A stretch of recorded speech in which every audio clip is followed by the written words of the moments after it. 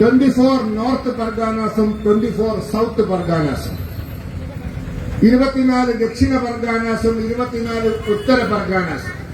അതിൽ 24 ദക്ഷിണ പർഗാനാസ് ജില്ലയിലെ സാത്താഗച്ചി എന്ന് പറയുന്ന മണ്ഡലത്തിൽ നിന്നാണ് ജ്യോതി ബാസു 30 കൊല്ലം ബംഗാൾ നിയമസഭയിലെത്തിയത്. 30 കൊല്ലം. കഴിഞ്ഞ തെരഞ്ഞെടുപ്പിൽ CPM-ന് കിട്ടിയ വോട്ടെത്ര? 16,000. ആ മണ്ഡലത്തിൽ BJP-ക്ക് കിട്ടിയ വോട്ടെത്ര? 88,000. അവിടെ ജയിച്ചത് തൃണമൂൽ കോൺഗ്രസാണ്.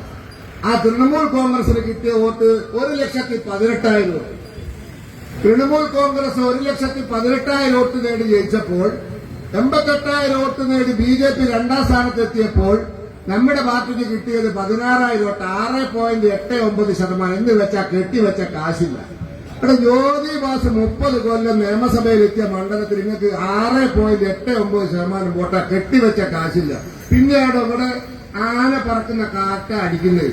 അതിൽ ഞങ്ങൾ ഈ ആട്ടുകുട്ടീനെ തെരഞ്ഞു കിടക്കുന്നത്. ഈ രാജ്യത്ത് എല്ലാ സ്ഥലത്തും BJP എത്തും. അത് ഞാൻ ഈ പറഞ്ഞ കാരണങ്ങൾ കൊണ്ടാ. കഴിഞ്ഞ 10-11 വർഷമായി രാജ്യത്ത് പാവപ്പെട്ടവന്റെ പ്രശ്നങ്ങൾ പരിഹരിച്ചുകൊണ്ടിരിക്കുകയാണ് നരേന്ദ്രമോദി.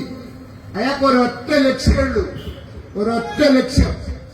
ഈ രാജ്യത്തിലെ ദാരിദ്ര്യം മാറ്റണം, ഈ രാജ്യത്തിലെ ചെറുപ്പക്കാർക്ക് നല്ല വിദ്യാഭ്യാസം കിട്ടണം, ഈ രാജ്യത്തിലെ സ്ത്രീകൾ സുരക്ഷിതരായിരിക്കണം, അവർക്ക് സ്വയം പര്യാപ്തത വേണം, ഈ രാജ്യത്തിലെ കൃഷിക്കാരന് അന്തസ്സായി നഷ്ടമില്ലാതെ ആത്മഹത്യാ ഭീഷണിയില്ലാതെ കൃഷി ചെയ്യാൻ സാധിക്കണം.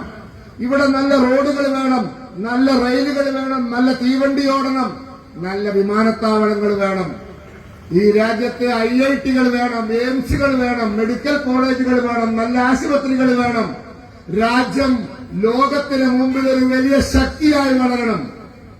അതിന്റെ പണിയാ കഴിഞ്ഞ 10-11 കൊല്ലമായി അങ്ങോട്ടെടുത്തത്.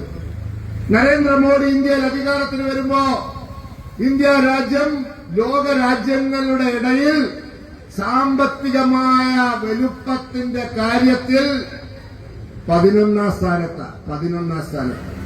നമ്മൾ ലോകത്തെ രാജ്യങ്ങളെടുത്ത് പരിശോധിച്ചാൽ നമ്മൾ പൈസയുടെ കാര്യത്തിൽ, വരുമാനത്തിന്റെ കാര്യത്തിൽ, സമ്പത്തിന്റെ കാര്യത്തിൽ 11ാം സ്ഥാനത്തായി. ഇന്നെത്രയാ? 8-9 വർഷം നരേന്ദ്രമോദി ഭരിച്ചപ്പോൾ ഈ രാജ്യം ഇന്ന് ലോകത്ത് പൈസയുടെ കാര്യത്തിൽ, സമ്പത്തിന്റെ കാര്യത്തിൽ, വരുമാനത്തിന്റെ കാര്യത്തിൽ ലോകത്ത് 4ാം സ്ഥാനത്താണ്. അമേരിക്കയും ചൈനയും ജർമ്മനിയും കഴിഞ്ഞാൽ പിന്നെ നമ്മളാണ്. അമേരിക്കയും ചൈനയും ജർമ്മനിയും കഴിഞ്ഞാൽ നമ്മളാണ്. 200 വർഷം നമ്മളെ അടക്കി ഭരിച്ച ബ്രിട്ടൻ 7ാം സ്ഥാനത്താണ്, ഫ്രാൻസ് 6ാം സ്ഥാനത്താണ്, ജപ്പാൻ 5ാം സ്ഥാനത്താണ്, ഭാരതം 4ാമത്തെ സ്ഥാനത്താണ്. ലോകത്ത് ഏറ്റവും കൂടുതൽ റോഡുള്ള 2ാമത്തെ രാജ്യമാണ് ഭാരതം. അമേരിക്ക കഴിഞ്ഞാൽ ചൈനയെ പിന്തള്ളി ലോകത്ത് ഏറ്റവും കൂടുതൽ റോഡുകൾ, നീളത്തിലുള്ള റോഡുകളുള്ള രാജ്യം ഭാരതമാണ്. നിങ്ങൾ ഹൈവേ നോക്ക്. ഇന്ത്യ രാജ്യത്ത് നിതിൻ ഗഡ്കരി എന്ന് പറയുന്ന ഒരു ഗതാഗത വകുപ്പ് മന്ത്രി, ആ മന്ത്രി ഇന്ത്യ മുഴുവൻ ഹൈവേകൾ നിർമ്മിക്കുക.